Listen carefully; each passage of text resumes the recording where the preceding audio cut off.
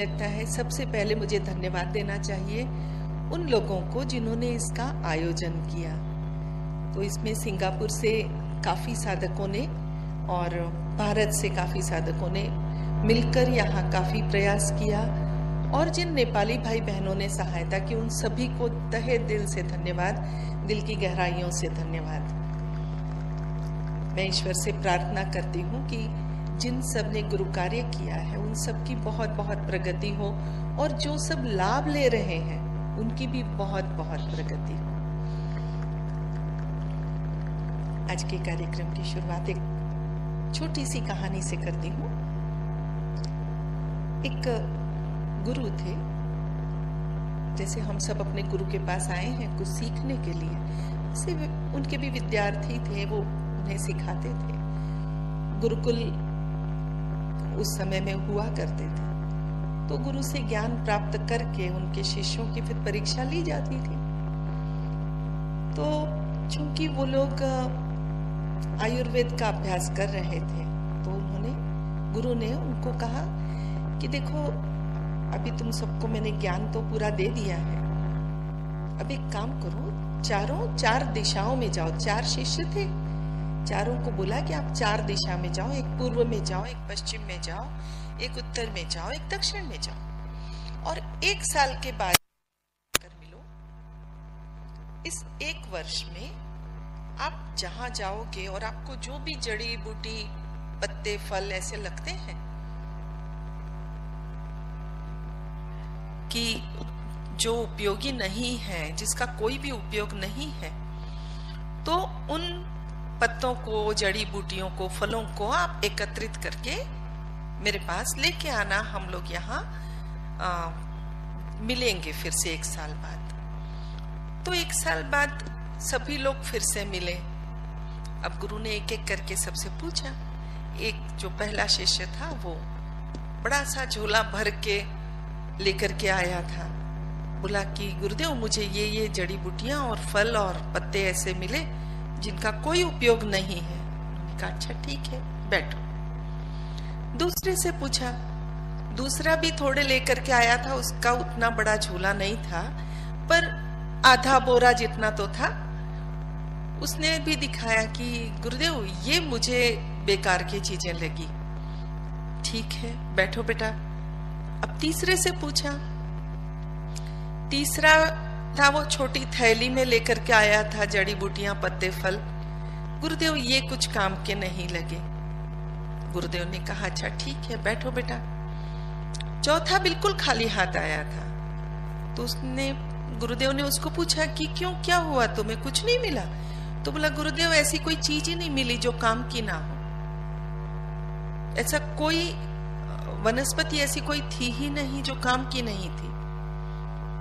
तो अकेला वो था जिसने पास किया, बाकी तीनों पास नहीं हो पाए। वो जो पास हुए उनका नाम था सुश्रुत। ये कहानी कहने के पीछे का अर्थ इतना ही है कि गुरुदेव ज्ञान तो समान बांटते हैं हम सब में, तो हम सब अपनी स्थिति के अनुसार ही उस ज्ञान को ग्रहण कर पाते हैं और हम जितना ग्रहण कर पाते हैं उसी के अनुसार आगे बढ़ते हैं। किंतु उसमें कुछ घबराने की बात नहीं है, डरने की भी बात नहीं है, क्योंकि हमने जितना प्राप्त किया उसी का अभ्यास करते चले तो हम उस अपार ज्ञान के साथ अपने आप को जोड़ पाते हैं। क्योंकि समस्त विश्व का ज्ञान, फिर चाहे वो कोई भी वेद हो, पुराण हो, किसी भी धर्म का हम कहते हैं, उपासना पद्धतियों का कहें, उसका ज्ञान हो या कुछ भी, जितना ज्ञान इस विश्व में है, वो कोई भी विषय हो, वो सारा समस्त इस ब्रह्मांड में व्याप्त है। और हम जब ध्यान करते हैं तो अपने आप को उससे कनेक्ट कर पाते हैं, जोड़ पाते हैं। और जब हम उससे जुड़ते हैं, हम उसको समर्पित होते हैं, तो वो ज्ञान अपने आप हमारे अंदर स्थानांतरित हो जाता है, स्थापित हो जाता है, ट्रांसफर हो जाता है। तो मेरी ईश्वर से यही प्रार्थना रहेगी कि हम सब केवल समर्पित हो पाए। समर्पित होना बहुत महत्वपूर्ण है।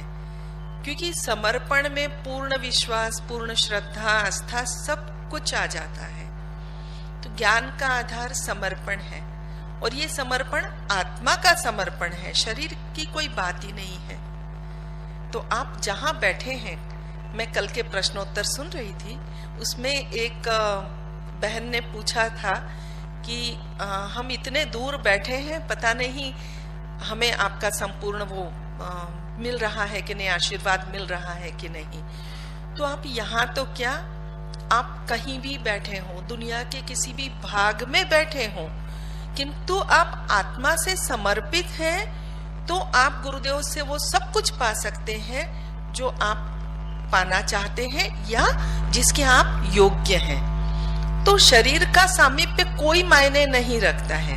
आप स्वामी जी से बिल्कुल सट के बैठ जाइए तो भी आप कोई विशेष नहीं पाने वाले। आप समर्पित हैं तो आप जहां हैं वहीं से पा जाएंगे, और वो सब कुछ पा सकेंगे जो पाने के हम लायक हैं। गुरुदेव ने कल कथा सुनाई थी ना, वो कमंडलू वाली। तो हमारा कमंडलू जितना खाली होगा हम उतना पा लेंगे। हमारी पात्रता जैसे बढ़ेगी हम पाते जाएंगे। तो ध्यान करते जाएंगे, पात्रता बढ़ेगी। ध्यान करने से हमारा पात्र साफ होता जाएगा और हम शुद्ध ज्ञान, शुद्ध चैतन्य पाते चलेंगे।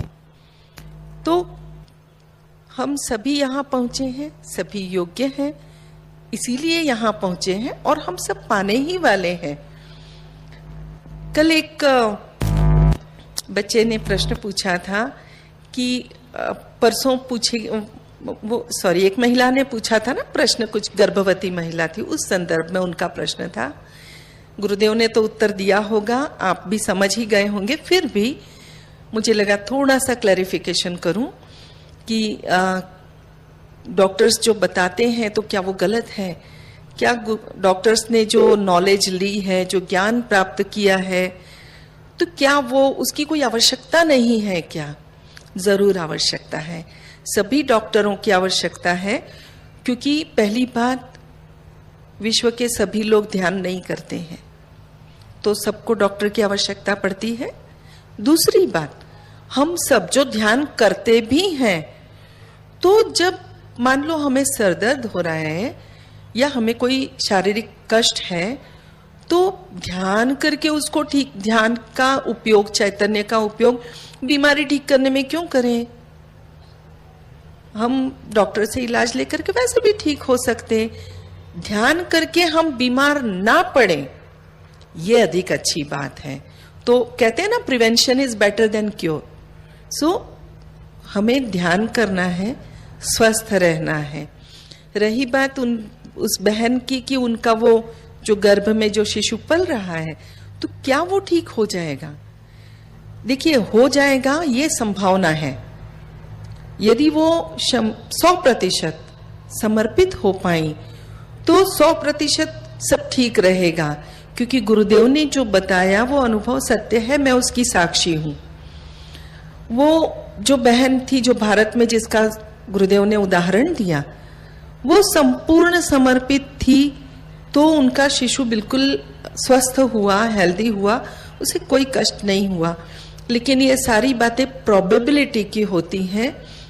हम जितने प्रतिशत समर्पित होते हैं उसी के अनुरूप सारी बातें होती हैं।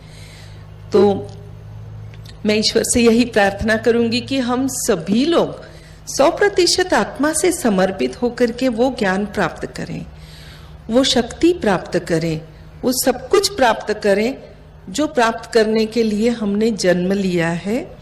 हम सब मोक्ष मार्ग के पथिक हैं, हम सब उसी पथ पर चलें, उसी मार्ग पर चलें, और हम सब वो पा सकें जिस पाने के लिए हमने ये देह धारण की। हमने वो योग्य माता पिता खोज निकाले जब हम आत्मा के रूप में थे। हमने उनके घर में जन्म लिया, उनसे हमने ये योग्य देह प्राप्त की, और यदि इस देह को प्राप्त करने के बाद भी यदि आत्मा समर्पित ना हो पाए तो ये बहुत दुर्भाग्य होगा हमारा। तो हम जिस कार्य के लिए आए हैं वो अवश्य करें, आत्मा से समर्पित रहें। लेकिन एक बात क्लियर करूंगी कि आत्मा से समर्पित रहें, शरीर तो सारे कार्य सारी जिम्मेदारियां निभाता रहे, ये मैं अपेक्षा रखती हूँ, क्योंकि लोग कई बार आत्मा और शरीर को जोड़ देते हैं। तो आत्मा समर्पित रहती है क्योंकि आत्मा कोई काम नहीं करती है ना, हाथ पैर तो शरीर के होते हैं। तो हमारे शरीर ने सारी अपनी जिम्मेदारियां निभानी चाहिए, एक बेटा बेटी होने के तौर पे, बहू होने के तौर पे, समाज का हिस्सा होने के तौर पे, राष्ट्र का हिस्सा होने के तौर पे, एक विश्व का नागरिक होने के तौर पे। हम इंसान हैं, इंसानियत के लिए काम करें।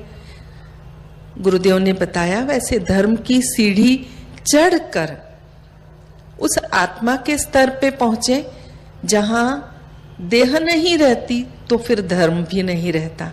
क्योंकि देह का धर्म हो सकता है, हमने जिस घर में जन्म लिया वो हमारा धर्म हो सकता है, लेकिन यदि हमें मोक्ष की स्थिति पानी है तो हमें देह से भी ऊपर उठना होगा, आत्मा बनना होगा, और आत्मा बनकर हमें मोक्ष के मार्ग पर आगे बढ़ना होगा।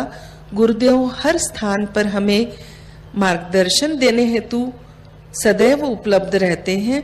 हम अपने घर में बैठे भी ध्यान की स्थिति में जब भी प्रार्थना करें, हमें मार्गदर्शन प्राप्त होता है।